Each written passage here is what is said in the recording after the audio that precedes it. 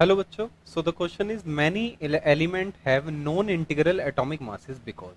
तो चलिए देखते हैं कि हमें बताना है कि बहुत सारे एलिमेंट ऐसे होते हैं जिनका एटॉमिक मास ना नॉन इंटीग्रल आता है, इंटीजर में नहीं आता। जैसे फॉर एग्जांपल आप क्लोरीन को देख लीजिए, तो क्लोरीन का एटॉमिक मास जो आप लिखते हैं वो लिखते हैं 35.5।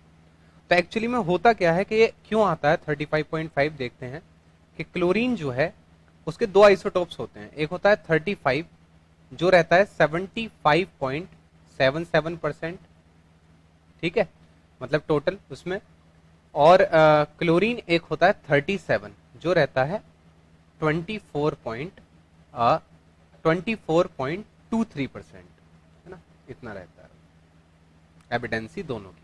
अब इनका जब हम एवरेज एटॉमिक मास निकालते हैं, एवरेज एटॉमिक मास मतलब 35 का 75.77%, है ना, प्लस 37 जो है इसका एटॉमिक मास 37 है आइसोटोप का दूसरे का, इसका 24.23% जब हम निकालते हैं और दोनों का एवरेज निकाल के हम जोड़ते हैं तो ये आता है आपका 26.5 और ये आपका आता है 8.96। दोनों को जब हम ऐड करते हैं तो ये आता है 35.46, जिसको हम लिखते हैं 35.5।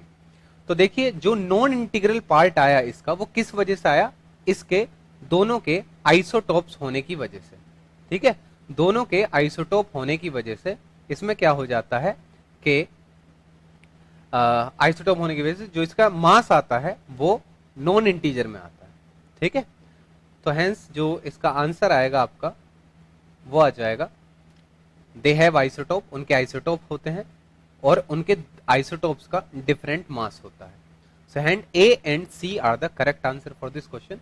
उनके आइसोटोप्स होते हैं और उनके आइसोटोप्स का डिफरेंट मास होता है, जैसे इसका 35 है और 37 है, और उनकी एविडेंसी भी डिफरेंट होती है। वो एग्जैक्टली 50-50% में जरूरी नहीं है कि वो एग्जिस्ट करें, एविडेंस भी अलग अलग होती है। ठीक है, so hence A and C are the right answer. I hope the concept is very much clear to you.